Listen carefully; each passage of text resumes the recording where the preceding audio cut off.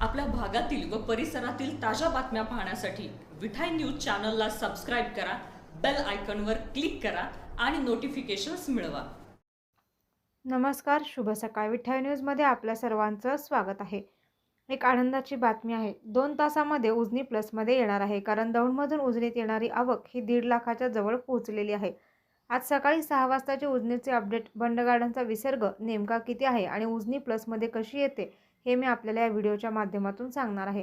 आज सकाळी 6 वाजता आलेल्या अपडेटनुसार उजनीमध्ये दौंड येथून 1,44,149 क्युसेसचा विसर्ग येत आहे. हा विसर्ग आणखी वाढण्याची शक्यता आहे, कारण काल दिवसभरामध्ये उजनीच्या वरील धरणाच्या पाणलोट क्षेत्रामध्ये चांगला पाऊस झाला.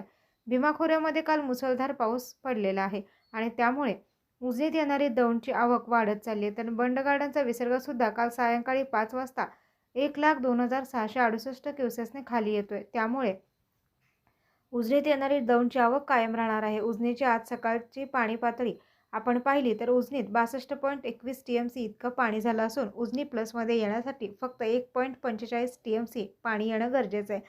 उजनीची टक्केवारी आपण पाहिली तर आज सकाळी 6 वाजता उजनी धरण -2.71% एवढी पाणी पातळी झाली आहे. म्हणजेच उजनी प्लसमध्ये येण्यासाठी आता फक्त 2.5% पाणी आल्यानंतर उजनी प्लसमध्ये येईल आणि दौंडचा विसर्ग पाहता साधारण 1.5 लाख क्युसेसना उजनीमध्ये विसर्ग येत असल्यानं अगदी 2 ते 2.5 तासामध्ये धरण प्लसमध्ये येईल असा विश्वास धरण प्रशासनाने त्या ठिकाणी व्यक्त केला आहे. उजनीमध्ये काल दिवसभरामध्ये 12% पाणीसाठा वाढलेला आहे. काल दिवसभर उजनीच्या वर असणाऱ्या धरणाच्या पाणलोट क्षेत्रामध्ये चांगला पाऊस झालाय. घाटमाथ्यावरती सुद्धा पावसाचा जोर कायम राहिलाय.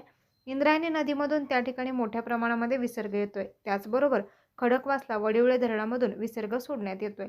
तर या धरणाचा उजनीच्या पाणलोट क्षेत्र असणाऱ्या एरियामध्ये मुसळधार पाऊस झाला. त्यामुळे उजनीत येणारी पाण्याची आवक कायम राहिली तर उजनी झपाट्याने वाढणार आहे. उजनी यंदा 100% भरेल अशी आशा आपल्या सर्वांना आहे.